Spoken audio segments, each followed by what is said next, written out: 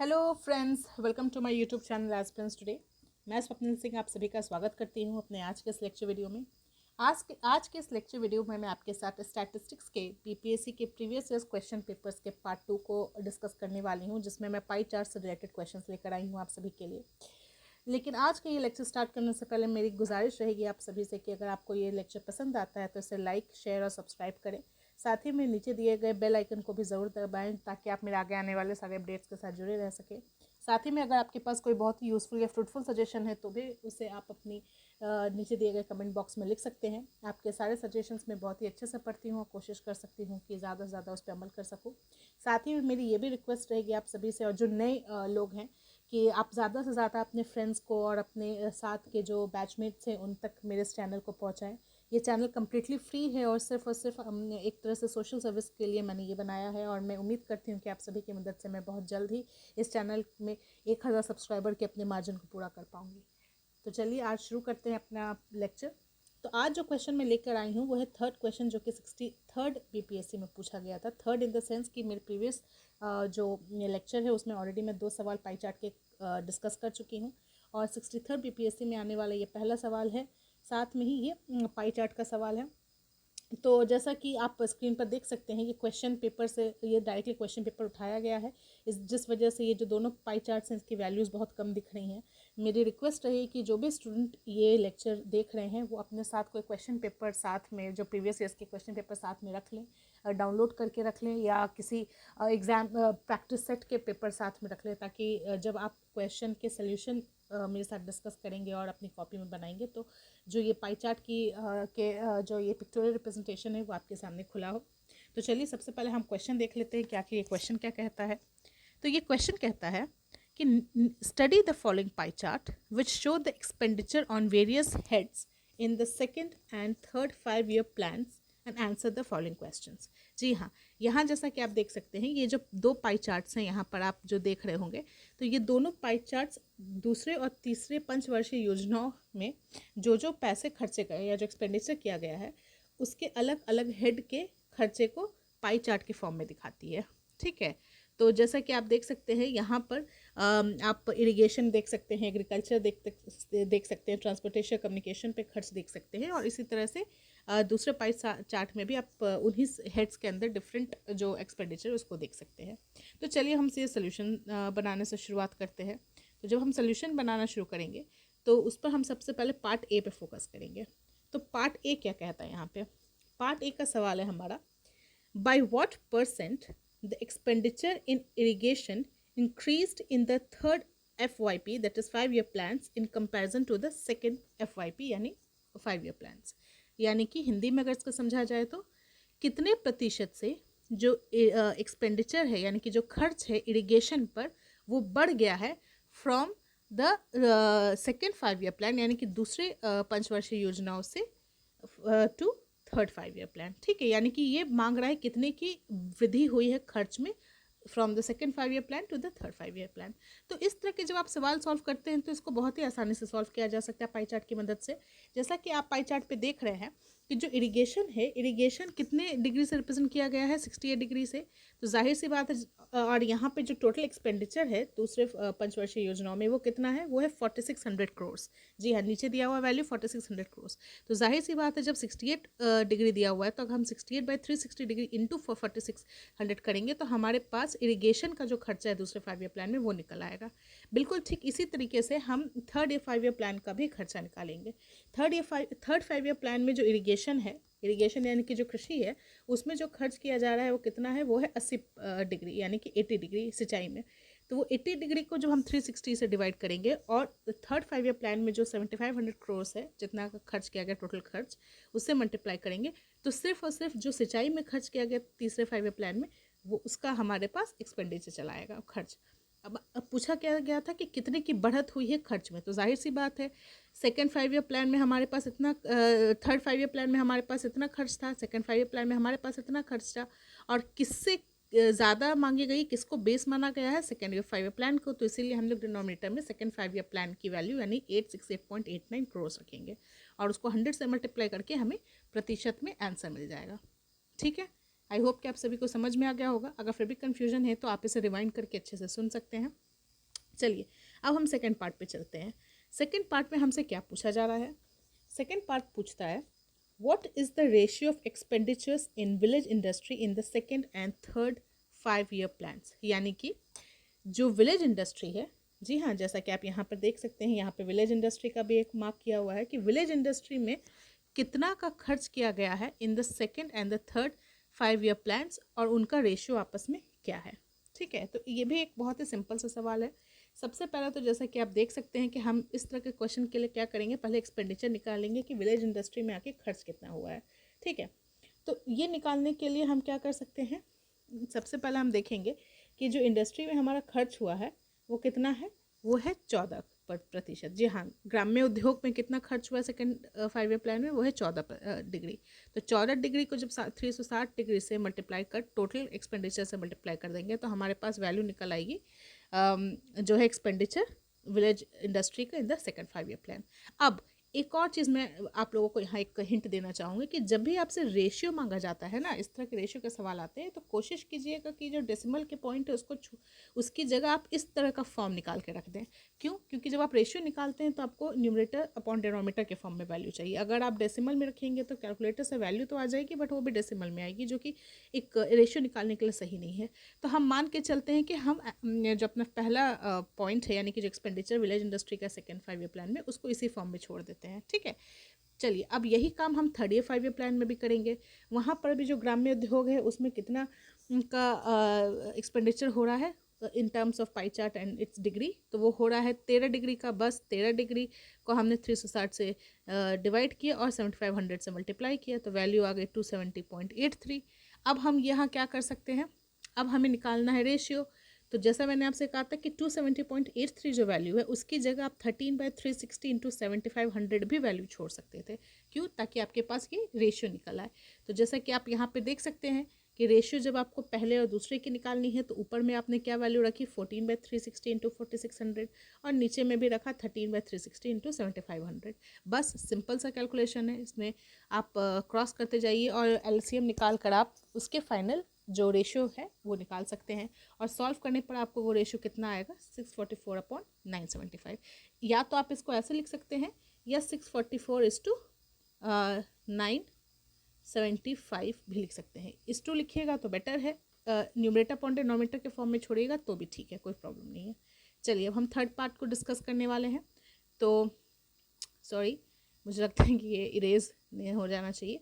ठीक है, third question को जो हम डिस्कस करने वाले हैं, तो थर्ड पार्ट क्या कहता है हमारा, थर्ड पार्ट कहता है by what amount the expenditure in agriculture in the third 5 year plan should have been increased और decreased so that to make it 2.5 times the expenditure in agriculture in the second 5 year plan.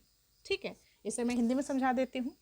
कितने प्रतिशत से जो expenditure है agriculture में इन the third 5 year plan should be increased, यानी कि उसमें कितनी अमाउंट से उसमें वृद्धि होनी चाहिए थी जो खर्च हमने एग्रीकल्चर सेक्टर में किया इन द थर्ड 5 ईयर प्लान, ताकि वो सेकेंड 5 ईयर प्लान में जितना आपने खर्च किया है एग्रीकल्चर सेक्टर में उसका 2.5 गुना हो जाए।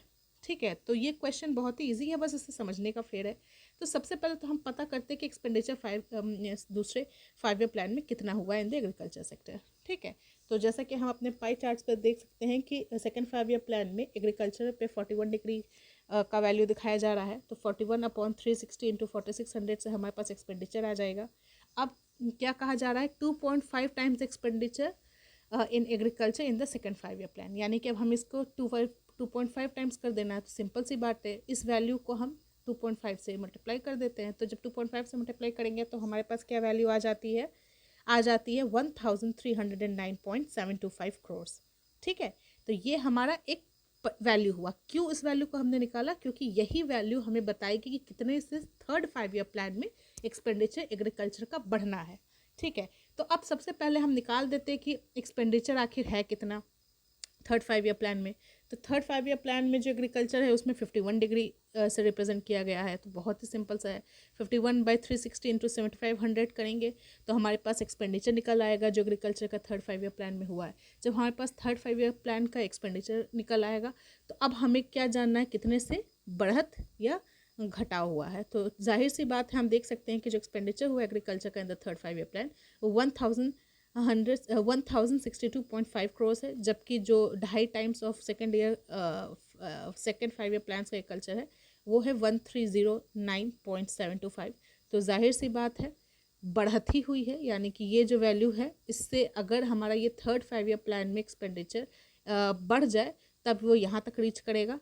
तो इसीलिए जो इंक्रीमेंट हमें चाहिए होगी वो कितने की चाहिए होगी, 1309.725 माइनस 1062.5, जो कि वैल्यू देगा 247.225 करोड़ का।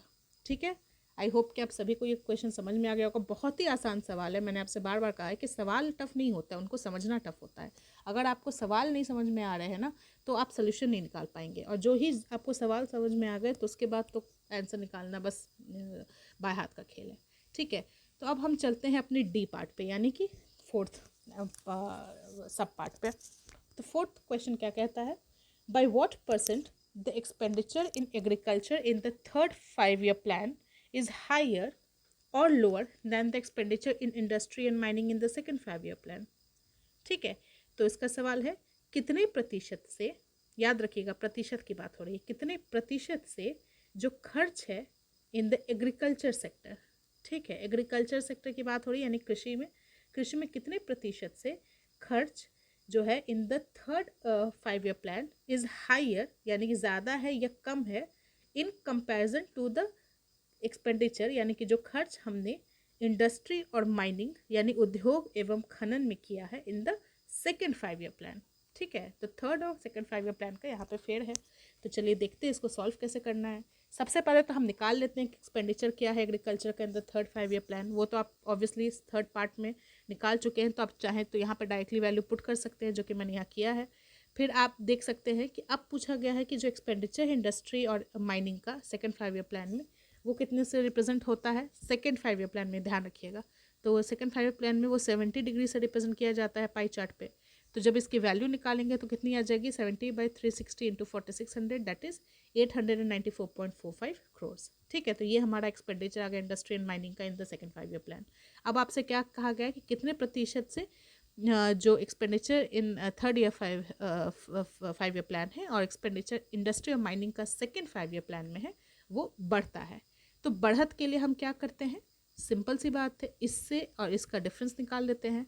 तो यही चीज़ हमने ऊपर में किया है, और किसके कंपैरिजन में मांगा गया था, मतलब किससे बढ़त हुई है, यानी कि हमें एक्सपेंडिचर ऑफ इंडस्ट्री और mining in second 5 year plan से बढ़त मांगी गई थी, या उससे कितना ज़्यादा बढ़ा है, तो उसको हमने डिनोमिनेटर में रख लिया और हमने इंटू 100 कर दिया। बस इंटू 100 करते ही आपके पास वैल्यू आ जाएगी, और उसको सॉल्व करके आपके पास फाइनल वैल्यू आएगी 18.79% की।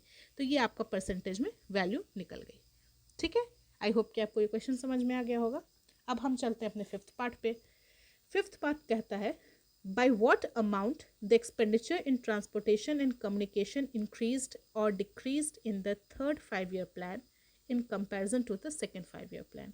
यानी कितने अमाउंट से। देखिए, जब आप क्वेश्चन बनाइएगा तो ये ध्यान रखिएगा कहाँ पे आपसे परसेंट यानी प्रतिशत पूछा जा रहा है, और कहाँ पर आपसे अमाउंट यानी वैल्यू पूछी जा रही है। ठीक है, तो यहाँ पे आपसे वैल्यू पूछी जा रही है कि कितने अमाउंट से जो एक्सपेंडिचर है ट्रांसपोर्टेशन कम्युनिकेशन का बढ़ा या घटा है in the third 5 year plan in comparison to the second 5 year plan. ठीक है, तो सिंपल सी बात है, फिर से हम इसका क्वेश्चन सॉल्व कर लेते हैं। जैसा कि हम देख सकते हैं कि थर्ड 5 ईयर प्लान में जो हमारा ये है ट्रांसपोर्टेशन और कम्युनिकेशन है, जिसे हम यातायात एवं दूरसंचार कह रहे हैं, तो वो कितने से रिप्रेजेंटेड है, वो है 68 डिग्री से। बस बिल्कुल वैसे ही सॉल्व करके वैल्यू आ गई।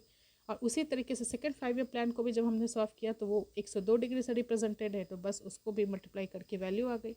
अब मांगा जा रहा है कि कितने से बढ़त या घटाव हुआ है। तो जब आपको इंक्रीमेंट निकालनी होती है तो जैसा मैंने आपसे कहा था कि जो ज़्यादा वैल्यू होगी वो उससे आप कम वैल्यू को माइनस कर देंगे। तो यही हो गया 1416.67 से आपने जब 1303.33 करोड़ को सब्ट्रैक्ट किया तो जो वैल्यू आई वही इंक्रीज हुआ था ट्रांसपोर्टेशन कम्युनिकेशन का from the second 5 year plan to third 5 year plan. आप ध्यान रखेंगे यहाँ पे अमाउंट पूछा गया था, इसलिए हमने इसे परसेंटेज का वैल्यू नहीं माना है। ठीक है, चलिए अब हम चलते हैं अपने सिक्स्थ और आखिरी सब पार्ट पे इस क्वेश्चन के। तो आखिरी सब पार्ट पूछता है, if the total expenditure in the fourth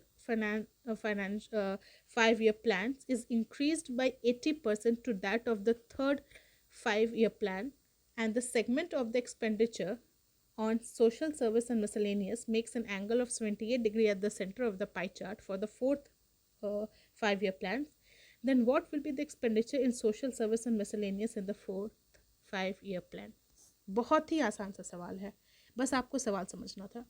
तो यहाँ ये कह रहा है कि अगर मान लीजिए जो चौथा पंचवर्षीय योजना है उसमें जो टोटल खर्च है, ये जो टोटल हमारा खर्च होने वाला है वो अगर 80% से बढ़ जाए, याद रखिएगा शब्द क्या है, बाई नॉट टू, तो बाई 80% अगर वो बढ़ जाए फ्रॉम किसके कंपैरिजन में, थर्ड 5-year प्लान के कंपैरिजन में, और जो सेगमेंट है या जो सेक्टर का एंगल है हमारे एक्सपेंडिचर का on social service and miscellaneous यानी कि सामाजिक कार्य एवं अन्य पे, अगर वो जो एंगल है वो 78 डिग्री हो सेंटर पे in the fourth 5-year plan, तो सोशल सर्विस और मिसलेनियस सेक्टर में ही फोर्थ 5-year प्लान में कितना खर्च आएगा।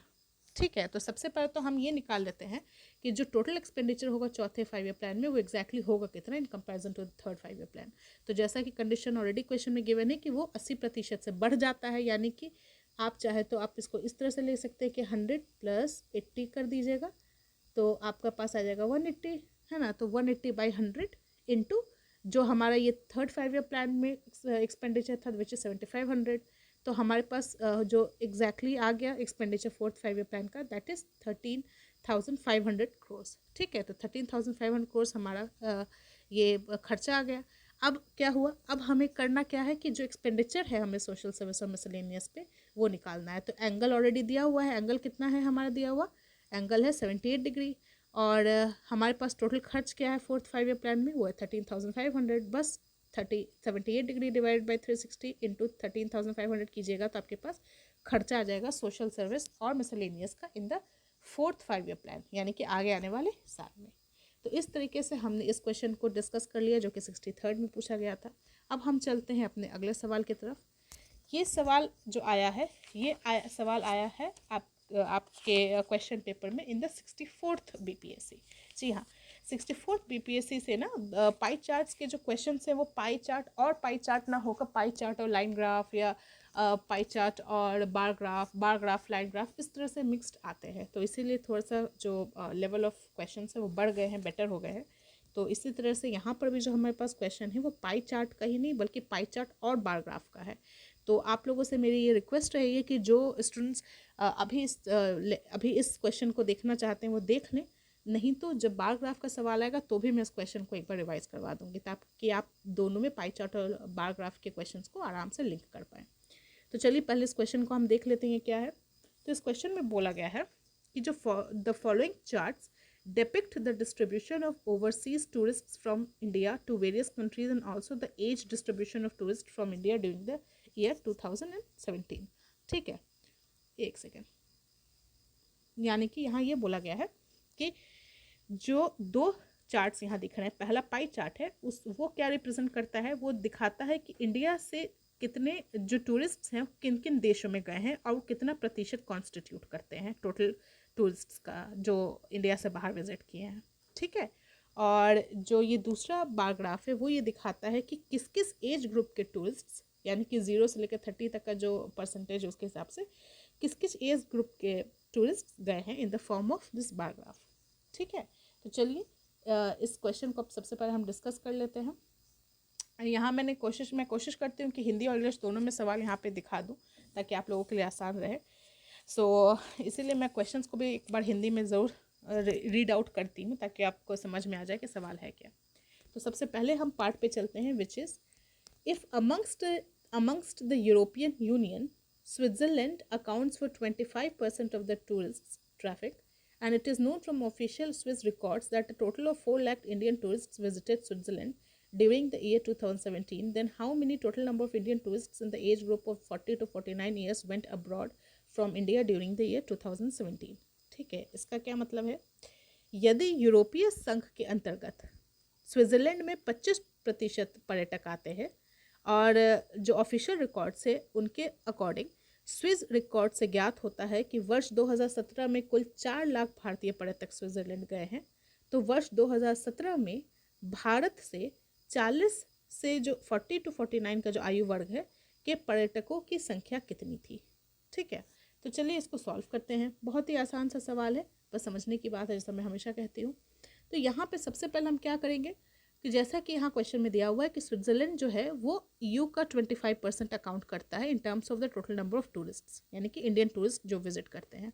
ठीक है, तो अब जैसा कि हम देख सकते हैं कि अपने चार्ट पे भी आप देख सकते हैं कि जो यूरोपियन संघ है उसमें इंडिया के कितने टूरिस्ट जा रहे हैं, 20%। और उन 20% जो यूरोपियन यूनियन के टूरिस्ट, यूरोपियन यूनियन में जो इंडियन टूरिस्ट जा रहे हैं उसका 25% स्विट्जरलैंड में जा रहे हैं। यानी कि हम यहाँ पे इसको इस तरह से सॉल्व कर सकते हैं, the 25% of the 20% of use share, यानी कि EU के टूरिस्ट का शेयर। तो 25/100 ऑफ की जगह इंटू 20/100 कर सकते हैं। ठीक है, जो कि हो जाएगा आपके पास 5/100। ठीक है, यानी कि जो 5% जो होंगे वो टोटल इंडियन टूरिस्ट्स हैं जिन्होंने स्विट्जरलैंड को विजिट किया 2017 में। ठीक है, यानी कि जो total number of Indian tourist होंगे उनके 5%। अब हम क्या करेंगे, अब हम मान के चलते हैं कि मान के चलिए कि जो टोटल नंबर ऑफ टूरिस्ट है जिन्होंने 2017 में विजिट किया था वो है X। ठीक है, टोटल नंबर जो इंडियन टूरिस्ट है जिन्होंने 2017 में विजिट किया वो है X। अब अकॉर्डिंग टू क्वेश्चन ये क्या कह रहा है कि स्विस रिकॉर्ड के हिसाब से टोटल 4 लाख इंडियन टूरिस्ट हैं जो स्विट्जरलैंड गए 2017 में। ठीक है, तो अब 5% हम निकाल देंगे X का, यानी कि जो total number of Indian tourist है उनका 5% निकालेंगे तो वो अकॉर्डिंग टू क्वेश्चन 4 लाख हो जाएंगे। तो इससे हमें क्या मिल जाएगा, इससे हमें मिल जाएगा कि कितने नंबर ऑफ टूरिस्ट इंडिया से गए थे 2017 में। ठीक है, तो 2017 में कितने, 80 लाख लोग गए थे, जैसा कि हम यहाँ क्वेश्चन से निकाल सकते हैं।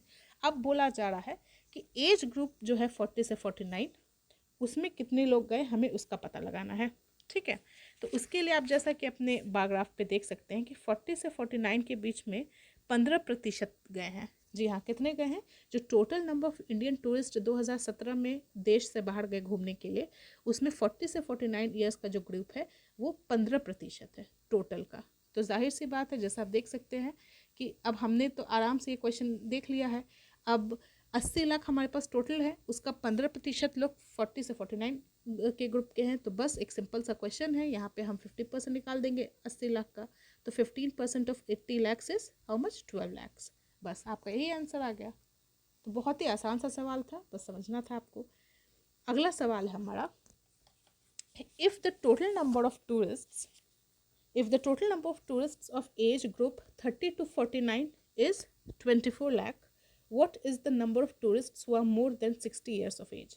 ठीक है, यदि जो 30 से 49 आयु वर्ग के पर्यटक की कुल संख्या अगर 24 लाख है तो 60 से अधिक आयु के पर्यटकों की संख्या कितनी है? ठीक है, चलिए सवाल समझ में आने के बाद अब सोल्यूशन डिस्कस कर लेते हैं।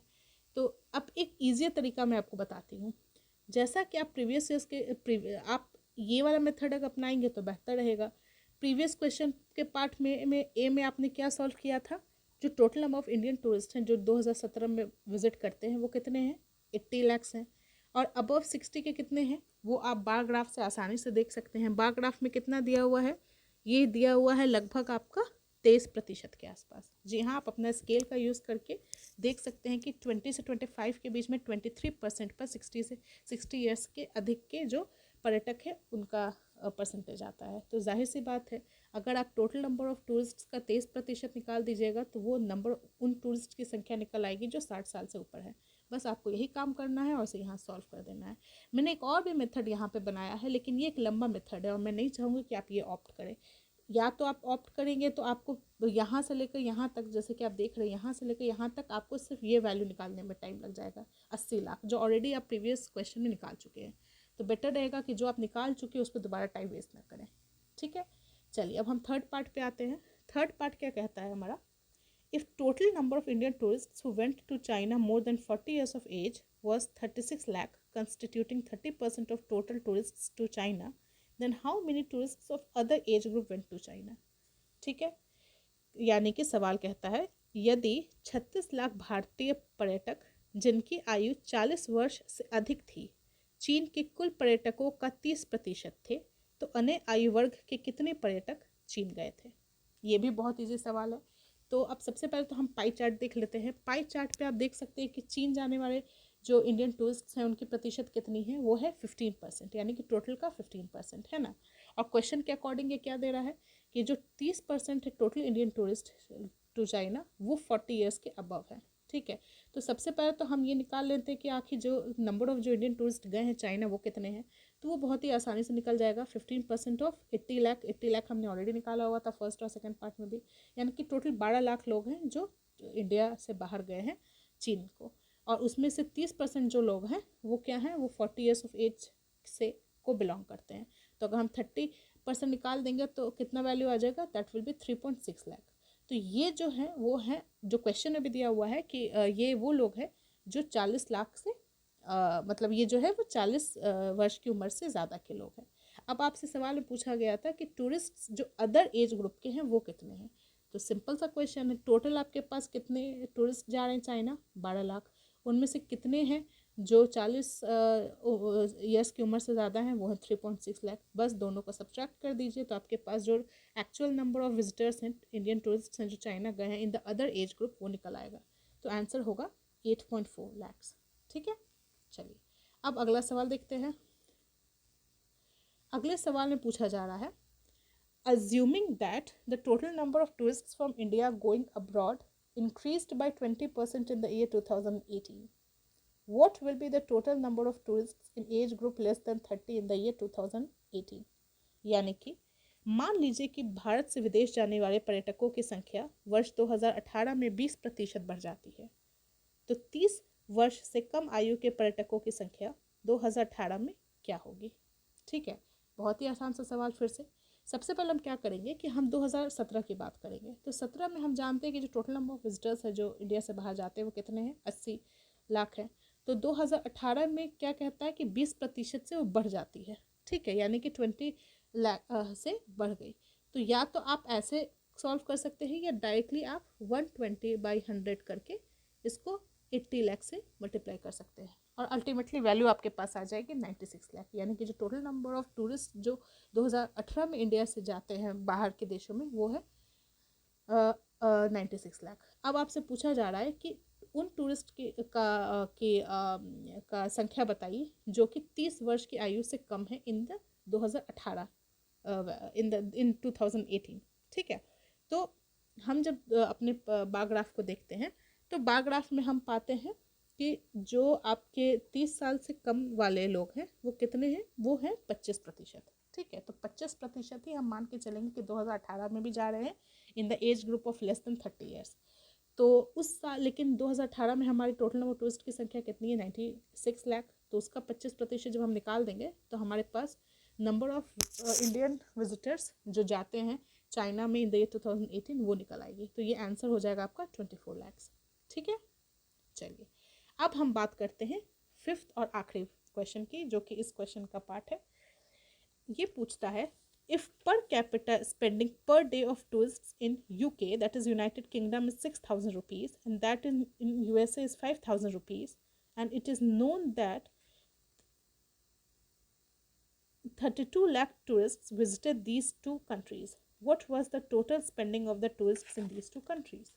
यानी कि यदि यूके के पर्यटकों का प्रतिदिन प्रति व्यक्ति व्यय ₹6,000 है और संयुक्त राज्य अमेरिका में ₹5,000 है और ज्ञात होता है कि कुल 32 लाख पर्यटक इन देशों में पर्यटन के लिए गए थे, तो इन देशों में पर्यटकों का कुल कितना खर्च आया।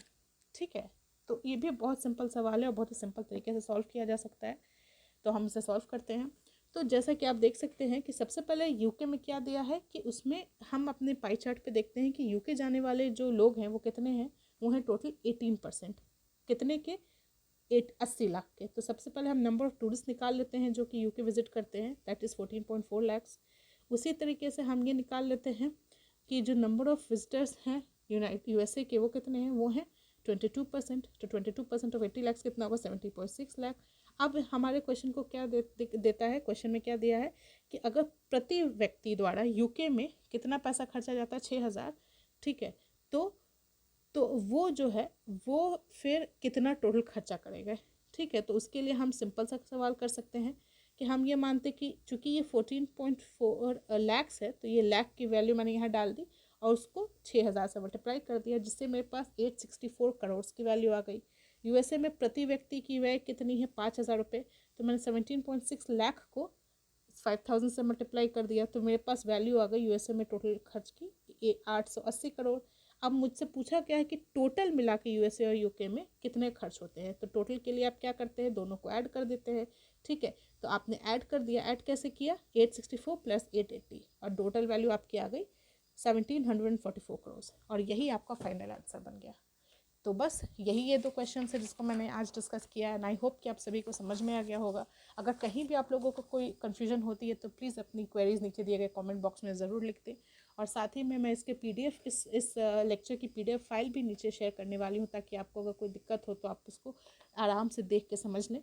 अगर आपको मेरा आज का लेक्चर पसंद आया हो तो प्लीज़ मुझे फॉलो करें टेलीग्राम पे @aspirants_today और मुझे इंस्टाग्राम पे फॉलो करने के लिए आप स्वप्निल_aspirants_today पे भी मुझे फॉलो कर सकते हैं। Okay friends, thank you very much.